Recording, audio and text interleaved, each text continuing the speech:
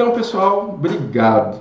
A gente já está há mais de 40 minutos juntos, estamos discutindo a relação do ser humano com a natureza, falamos um pouco do surgimento do direito ambiental para proteger o meio ambiente. O professor Guido Soares disse que o direito ambiental contemporâneo não nasce ali em Hammurabi, nem em 1215 na Carta Magna, nem nas ordenações filipinas manuelinas, mas no final do século XIX, com a assinatura de protocolos de combate à poluição transfronteiriças na Europa. No Brasil, a gente tem uma política nacional do meio ambiente desde 1981 e eu considero esse o grande marco para o ambientalismo jurídico no Brasil, tá bom? Mas vamos lá, pessoal. Eu encerrei o último bloco sem muita felicidade assim, sem muitas perspectivas, mas eu garanto a vocês, olha, a proteção do meio ambiente não quer de jeito nenhum que vocês percam aquilo que vocês já conquistaram. Pelo contrário, ele quer que você use com moderação para que você não falte amanhã para você, para os seus e para as futuras gerações. Que nossa vida amanhã possa ser melhor do que é a nossa vida hoje. Isso vem muito a calhar nesses tempos que a gente vive de incertezas. A gente quer um ambiente muito mais propício à vida, muito mais equilibrado do que esse que a gente tem vivido em tempos de pandemia. Tá bom? E aí, professor? E aí eu tenho alguns conceitos breves, mas muito importantes para passar para vocês nesses últimos minutos de nossa aula. Primeiro, já pensaram o que é meio ambiente? É um termo composto por duas palavras que, se vocês consultarem o dicionário, eu usei aqui o dicionário Michaelis no nosso slide, você pode procurar em qualquer outro, e aí vocês vão notar que são termos em parte sinônimos. Meio, por exemplo, aí, totalidade de fatores externos suscetíveis de influírem sobre a vida biológica, social e cultural. Ambiente, o meio em que vivemos ou que estamos. Então, olha, ambiente é o meio. E aí, professor, meio ambiente não seria uma hemorragia de sangue? Não, meus amigos, isso é muito comum em outras línguas quando a gente usa dois termos muito parecidos para reforçar um conceito que eles têm em comum. E essa questão de meio ambiente, então, deixa de ser apenas o espaço onde nós estamos para englobar praticamente todo o nosso planeta. Mas sem perder também esse condão local. Nós temos que proteger tudo isso. Então, a primeira coisa que eu tenho que chamar a atenção de vocês é que, olha, o meio ambiente é natureza também. Qualquer lugar que você esteja, eu nem sei, talvez você esteja num lugar que só tem paredes, não tem nenhuma janela para olhar lá para fora. Ou talvez tenha, mas você só vê rua e prédio. Mas você está respirando, tem ar. Esse ar só está suficientemente bom para você respirar, porque a natureza está se encarregando de fazer as trocas gasosas. Você provavelmente já bebeu água hoje. Também, se essa água está minimamente em equilíbrio, porque nós temos os ciclos da água para poder essa água chegar até você nesse instante. Então, a natureza, ela está no ambiente, não tem como tirá-la. Mas não é só apenas o ambiente de natureza que é protegido pelo direito ambiental. Nós temos outras concepções. É um termo bastante polissêmico e que, portanto, o próprio Supremo Tribunal Federal reconhece várias dimensões. Eu peço que vocês entendam. Olha, vai ficar um desenho bem feio, mas acompanhem comigo aqui no quadro. Basicamente, imagine um dado. E aí, professor, olha, o dado tem um lado, tem outro, mais um aqui na frente. E aí, professor, o que é o dado? O dado é esse lado só aqui, sei lá, vai aparecer a bolinha do 1, ou o dado é esse outro lado que vai aparecer o 2? Ou é esse que está aparecendo o 3? Não, professor, o dado é tudo isso. Perfeito. Quando nós falamos em dimensões, nós olhamos para superfícies. Olha, eu estou examinando esse celular. Eu posso olhar o celular de cima, de baixo, de um lado, do outro. Está até um pouquinho sujo, professor. Tá bom, mas ele tem várias dimensões. Até por dentro eu podia olhar seus componentes, as suas peças. E aí, o que isso significa, professor? Que nada disso, nenhuma dimensão dessa é mais importante do que a outra. Cada uma tem a sua função. E aí eu peço que vocês, nas leituras, grifem aí a atenção, chamem a atenção de vocês para o fato de que vários julgados já e relatados pelo ministro Celso de Mello reconhecem pelo menos 4 dimensões nesse ambiente que é protegido pelo direito: o ambiente natural, o ambiente artificial, esse artificial que pode ser visto de 2 maneiras, pelo menos. Quais maneiras, professor? O artificial, ele pode ser visto do ponto de vista urbano, que muitos autores vão chamar de meio ambiente humano por excelência, aquilo que nós, em vez de nos adaptarmos a ele, nós adaptamos o ambiente às nossas necessidades. E nós temos também o que eles chamam de meio ambiente rural, que está ali mais perto do ambiente de natureza do que o urbano estaria. O meio ambiente cultural, meus amigos, é a terceira dessas dimensões. Durante muito tempo se falou em meio ambiente paisagístico. Só que nossos autores evoluíram ali, principalmente durante a década de 90, e notaram que a paisagem, que tem essa relação de ser humano com a natureza, de contemplação, de meditação, de reconhecer uma coisa bela e de muitas vezes fazer suas próprias intervenções, mas não representa tudo o que queria ser protegido ali, naquela dimensão.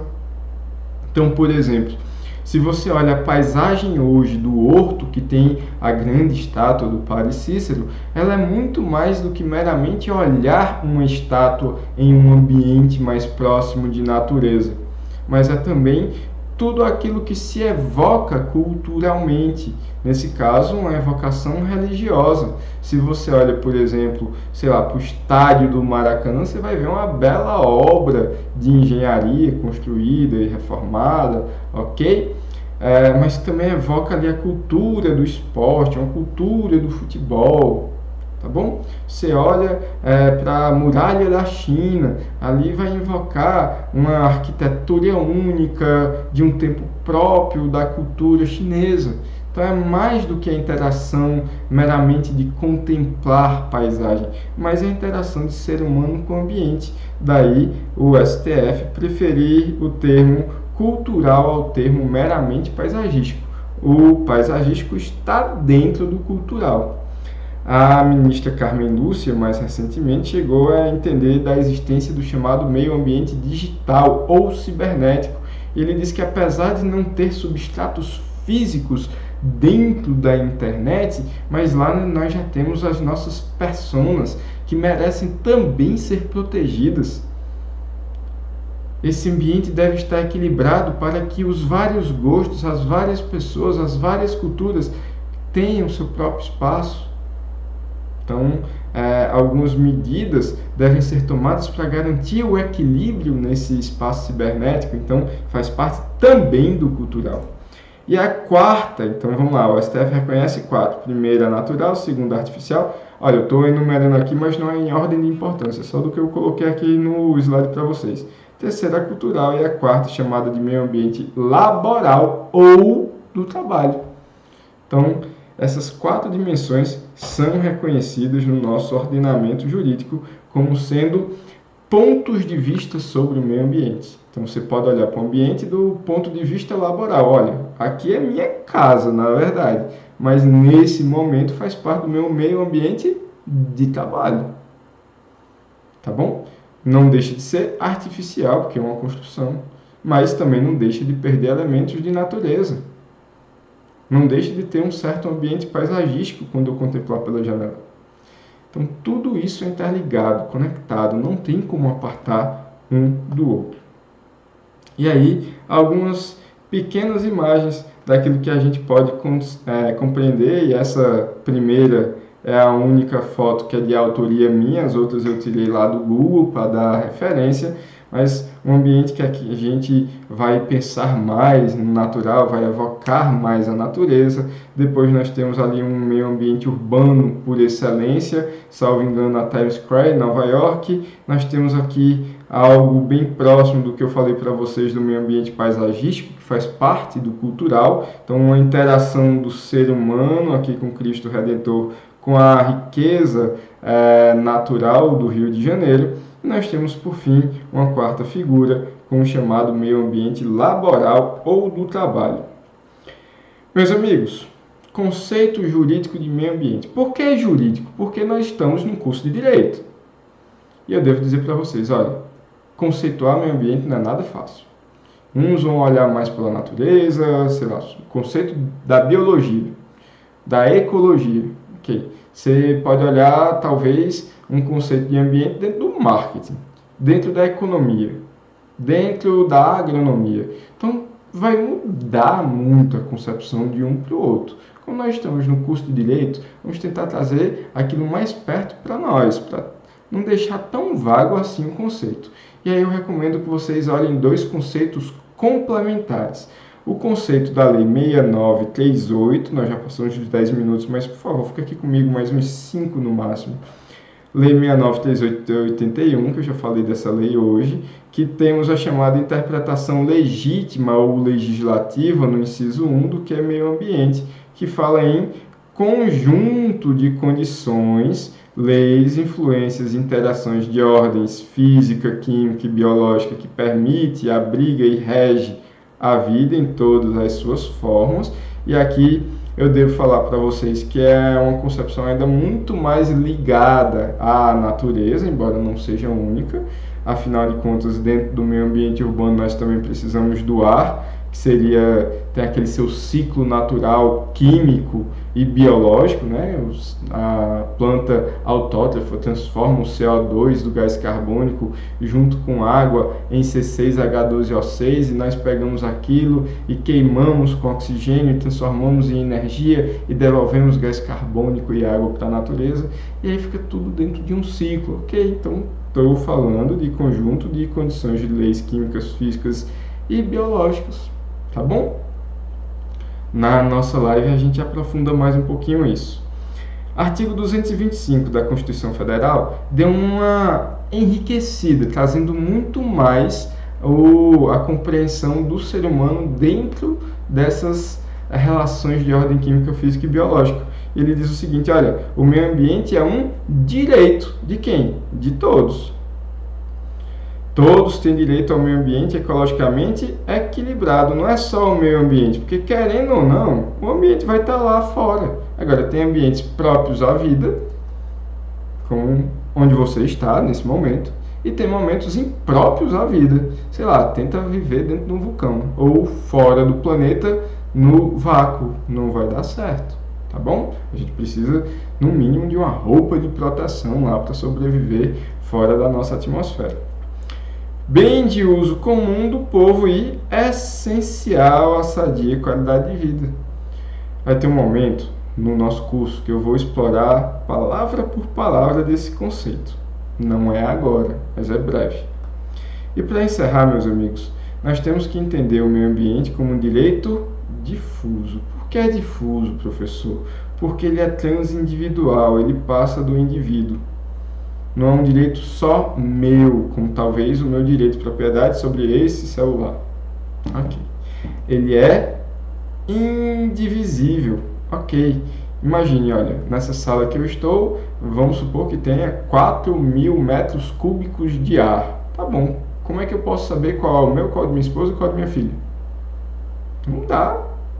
Esse ar está sempre em movimento, inclusive. Vamos supor que a Terra, se a gente fizesse uma razão da quantidade de água potável na Terra por habitante, a gente tivesse lá, sei lá, 10.000 litros de água. Será que tem como dizer, esses 10.000 litros são meus e pronto, e acabou-se? E o que ia acontecer depois que acabasse? Normalmente nossas casas têm caixa d'água de 1.000 litros. Se ficar aí um mês sem água, é capaz de muita gente... Um mês sem água, uma semana sem água, a galera vai surtar, chamar carro-pipa. Então, e aí? 10.000 litros de água vai rapidão. Pessoal, de titularidade, então, indivisível. Não posso dizer que essa é a minha água, que esse é o equilíbrio do meu meio ambiente e agora eu estou bem e os outros não estão. Não é assim.